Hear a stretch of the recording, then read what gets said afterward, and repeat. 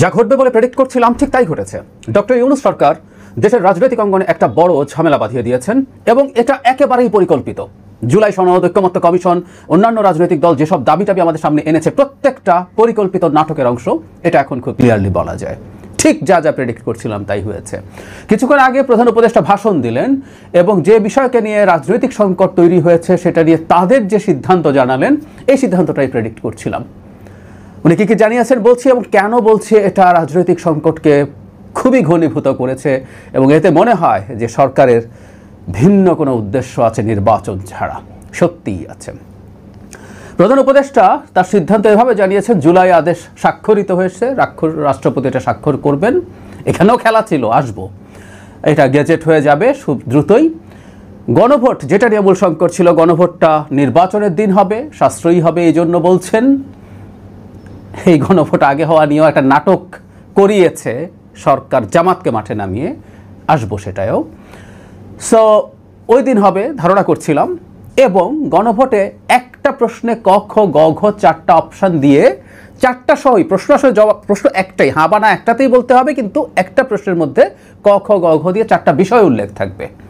4টা বিষয় হচ্ছে এরকম, একটা হলো মানে আমাদের যে তত্ত্বাবধায়ক সরকার হতে যাচ্ছে সেটা, এবং সাংবিধানিক কমিশনগুলো সনদে যেভাবে আছে সেভাবে গঠিত হবে। আমাদের জানা থাকতে হবে এখানে কিন্তু বিএনপির নোট অফ ডিসেন্ট ছিল তত্ত্বাবধায়ক সরকারের শেষ ধাপ নিয়ে। তারা তত্ত্বাবধায়ক সরকার চান, এটাকে আবার কেউ কেউ এভাবে ইউজ করতে চেষ্টা করে যে বিএনপি তত্ত্বাবধায়ক সরকার চায় না। নোট অফ ডিসেন্ট হচ্ছে গঠন প্রক্রিয়ার একটা শেষ ধাপে এসে, সেটা ডিফারেন্ট আলোচনা, এটা লজিক্যাল বা illogical is a different debate. এর বাইরে সব সাংবিধানিক কমিশনের কথা বলা হয়েছে। বিএনপি শুধুমাত্র নির্বাচন কমিশন গঠন নিয়ে সবার সাথে একমত হয়েছে, বাকিগুলোর ক্ষেত্রে না। তো এর মধ্যেও বিএনপির ডিসেন্ট আছে। দ্বিতীয় খ, যেটা সবচেয়ে বেশি আলোচিত এবং ডিবেটেড, সেটা হচ্ছে আপার হাউস হবে, পিআর থাকবে, মানে ভোটের প্রপোর্শনাল রিপ্রেজেন্টেশন, এবং সংবিধান সংশোধনের ক্ষেত্রে সেটার ক্ষমতা থাকবে, সেটা উল্লেখ করা দেওয়া হয়েছে, সাধারণ সংখ্যাগরিষ্ঠতা লাগবে বলা হয়েছে। গ হচ্ছে এর বাইরে যেগুলোতে ঐক্যমত্য হয়েছে 30টা বিষয়, সংবিধানের 48টার মধ্যে 18টাতে সবারই এক এক জনের এক একটা সহ 18টাতে নোট অফ ডিসেন্ট আছে।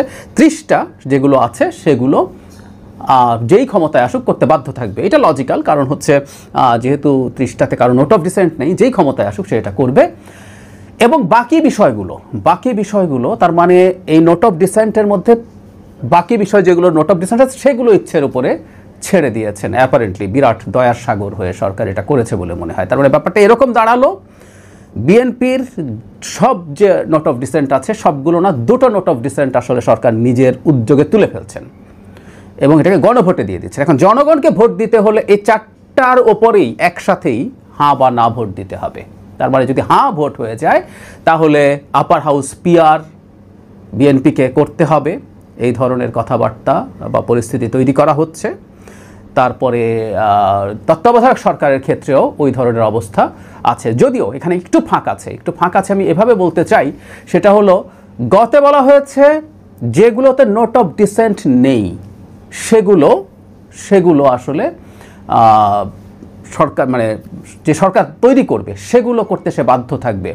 এখন ওপরের দুটো যদি হাঁ হয়ে যায় তাহলে কি হবে, এটা কিন্তু এই গণভোটে অ্যাপারেন্টলি নেই। কিন্তু প্রধান উপদেষ্টা তার বক্তব্যের পরবর্তী সময়ে গিয়ে ক্লিয়ারলি বলছেন যে ওটাও করতে হবে। ওটা যদি হাঁ হয়ে যায় তখন এই যে 270 দিনের মধ্যে এগুলো এফেক্টিভ করার প্রশ্নে বলছেন ওটা কমিয়ে এনে 180 দিন মানে 6 মাস করা হয়েছে, এবং তার 30 দিনের মধ্যে লোয়ার হাউসের প্রপোর্শনাল রিপ্রেজেন্টেশন অনুযায়ী আপার হাউস তৈরি করতে হবে। তার মানেটা এটুকু বুঝতে পারছি তার বক্তব্যে, গণভোট যদি হাঁ হয় তাহলে উপরের প্রথম ক আর খ, আমি আবারও বলছি, ক হচ্ছে তত্ত্বাবধায়ক সরকার এবং সব সাংবিধানিক কমিশন সনদে যেভাবে বলা হয়েছে সেভাবে করা হবে। সো এখানে বিএনপির নোট অফ ডিসেন্ট থাকলেও হাঁ মানে হচ্ছে জনগণ এটা গ্রহণ করছে অ্যাপারেন্টলি। যদি এই একটা প্যাকেজে হাঁ দেওয়া মানে এটা বোঝায় কিনা এটা সিরিয়াস প্রশ্ন আছে।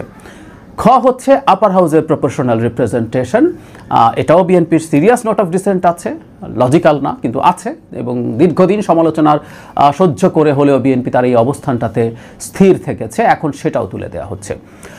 যা অনুমান করছিলাম ঠিক তাই হচ্ছে, এবং এটা যেন একটা নাটক তৈরি করা হয়েছিল। জামায়াতকে মাঠে নামিয়ে বলা হয়েছে তুমি নভেম্বরে গণভোট চাও, যখন আমি জানি প্রতিক্রিয়া যখন আসবে জামাত বলার চেষ্টা করবে না গণভোট নভেম্বরেই তো চেয়েছিলাম, ওটা হলে ভালো হতো। আসলে তারা যা চেয়েছিল ঠিক তাই, আমরা লোয়ার হাউস পিআর চেয়েছিলাম, না লোয়ার হাউস পিআর হয় না বলে ভালো লাগছে না, এদিকে প্রেসিডেন্ট না প্রধান উপদেষ্টা সিগনেচার করতে হবে বলে আওয়াজ তোলানো হয়েছে এনসিপিকে দিয়ে। এনসিপি সেটাও কাইকুই করবে যে না আমরা শাহাবুদ্দিন চুপ্পুর এটা মানি না, উনি তো এটার লোক না। ফলে তারাও এক ধরনের বিরোধী খেলা খেলবেন সরকারের সাথে। কিন্তু মূল বিষয় হচ্ছে বিএনপিকে যেটা বলার কথা হবে, টকশোতে সমানে বলছি, আমার ভিডিওতে এই কথা বলেছি, এই নাটকটা হচ্ছে এরকম, বলবে জামাত ছাড় দিয়েছে, জামাতের ইচ্ছে মতো লোয়ার হাউস পিআর হয় নাই, গণভোট নভেম্বরে হয় নাই বা নির্বাচনের আগে হয় নাই, এনসিপির চাওয়া অনুযায়ী একই জিনিস যে তারা রাষ্ট্রপতির সিগনেচার মানে প্রধান উপদেষ্টা সিগনেচার না রাষ্ট্রপতির সিগনেচারে জুলাই আদেশ হচ্ছে, তো সবার তো ছাড় দিতে হয়েছে, সো বিএনপি তুমিও এটুকু ছাড় দাও। আসলে যাবতীয় নাটক তৈরি করা হয়েছে বিএনপির ওপরে এই সিদ্ধান্তগুলো চাপিয়ে দেওয়ার জন্য। বল এখন বিএনপির কোর্টে। আমি দুদিন আগেই বিএনপি স্থায়ী কমিটি অবশ্য প্রকাশ্যে জানিয়ে দিয়েছেন যে জুলাই সনদ যেভাবে স্বাক্ষরিত হয়েছে তার বাইরে কিছু যদি হয়, এটা বাইরে হচ্ছে। জুলাই সনদের কথা ছিল যাদের নোট অফ ডিসেন্ট আছে, সেই নোট অফ ডিসেন্টের কোনোটি তারা করতে বাধ্য নন। আর আমি একটা কথা সরকারের যে কারোর সাথে প্রকাশ্যে ডিবেট করতে প্রস্তুত আছি, ঐক্যমত্য কমিশনের যে কারোর সাথে ডিবেট করতে প্রস্তুত আছি এই ইস্যুতে, সেটা হলো যে দুটো ইস্যু নোট অফ ডিসেন্ট বিএনপির আছে, এগুলো যে জনগণের সামনে গণভোটে দেওয়া হচ্ছে, একটা আইডিয়াল কনস্টিটিউশন তৈরির প্রসেসে সেটা জনগণের কাছে যেতই না, এজন্যই এটা একটা ফাজলামো হয়েছে। আমি এটা ভিডিও করেছি, আপনারা হয়তো দেখেছেন যে একটা আইডিয়াল সিচুয়েশনে গণপরিষদ কাম পার্লামেন্ট যদি হতো, সেখানে সংবিধানের ইস্যুগুলো নিয়ে যখন আলোচনা হতো, মতদ্বৈততার ক্ষেত্রে যেহেতু আমরা ধরে যদি নেই যে বিএনপি মেজরিটি হবে, বিএনপির চাওয়াটাই সেই সংবিধানে আসতো, সেই সংবিধান পরে গণভোটে যেত। ফলে সেই সংবিধানে আপার হাউসের পিআর থাকতো না, সেই সংবিধানে বিএনপি যেভাবে চাইছে সেভাবেই তত্ত্বাবধায়ক এবং অন্যান্য কমিশন যেত। আবারও বলছি, এই চাওয়াটা লজিক্যাল বা সঠিক ইজ এ ডিফারেন্ট ডিবেট, কিন্তু এটা জনগণের সাথে যেত না, গণভোটে যেত সেই সংবিধানটা যেটা সংখ্যাগরিষ্ঠ বিএনপি পাস করা হতো সংসদে, সেটা হতে পারত। সেই কারণে আমি বলি যে এটা খুবই ফাজলামো হলো, আগেই গণভোটে পাঠিয়ে দিয়ে বলা হবে জনগণ তো এটাকে অ্যাকসেপ্ট করেছে, তুমি করবে না কেন, চাপিয়ে দেয়া। কোনো সংস্কার, কোনো ভালো কিছু এইভাবে ঘাট ধরে চাপিয়ে একটা দলের সাথে যখন, যে দলটা এত বড়, যে দলটা ভেঙে ফেলার চেষ্টা শেখ হাসিনা দীর্ঘদিন থেকে করেছে, অন্যায় অত্যাচার করেছে, লক্ষ লক্ষ মানুষের বিরুদ্ধে মামলা দিয়েছে, টর্চার করেছে, গুম করেছে, বিচার বহির্ভূত হত্যাকাণ্ড চালিয়েছে, লোভ দিয়ে দলে নিয়ে আসার চেষ্টা করেছে, সেই দলটা, সেই রকম একটা দলের উপরে এই ধরনের অন্যায় বাজে আচরণ চাপিয়ে দেয়া আমাদের রাজনৈতিক সংস্কৃতির জন্য খুবই খারাপ হলো। এখন বিএনপি এটা কি গ্রহণ করবে? মানে অনেকটা এরকম যে এখন তো গণভোটে তার যেহেতু দুটো নোট অফ ডিসেন্টের গুরুত্বপূর্ণ জিনিস আছে, তাকে নায়ের দিকে কি ঠেলে দেওয়ার চেষ্টা হচ্ছে? বিএনপি কি নাতে যাবে, নাকি বিএনপি ওই ভোটদানে বিরত থাকতে বলবে, নাকি বিএনপি সেই একই ঘোষণা দিয়ে দেবে যে গণভোটে যদি ওগুলো হয়ও বিএনপি এটা মানবে না? I really don't know. সিচুয়েশনটা খুবই টাফ জায়গায় নিয়ে গেছে পরিকল্পনা করে সরকার, এবং ডক্টর ইউনূসের সরকার অত্যন্ত খারাপ একটা পরিস্থিতির মধ্য দিয়ে বিদায় হওয়ার সম্ভাবনা তৈরি হয়েছে।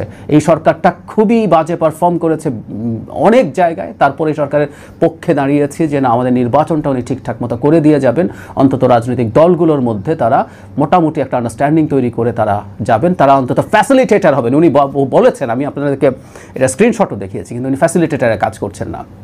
তিনি এবং আরও কিছু দল মিলে, সরকার সহ সরকারের বাইরের এবং কিছু দল মিলে একটা নেক্সাস তৈরি করেছেন, তারা একটা নাটক প্লট করেছেন, করে তারা শেষ পর্যন্ত এই ঘটনাটা ঘটিয়েছেন। অথচ আমি বারবার বলছি, এই ঘটনা এটা যদি এরকম হবে জানা যেত, শুরুতেই যদি জানিয়ে দিত, সেই জানানোর পর রুলস অফ দ্য গেম যদি ফিক্স থাকতো, সেইটার ক্ষেত্রে ঐক্যমত্য কমিশনে কেউ আলোচনা করতে যাবে কি যাবে না সে তার অবস্থা বুঝে সিদ্ধান্ত নিতে পারতো, বিএনপি নাও যেতে পারতো।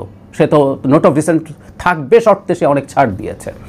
তো সব কিছু মিলে আমি মনে করি খুবই বাজে একটা পরিস্থিতি তৈরি হয়েছে। আমরা জানি না এখন আসলে সামনে কি আছে।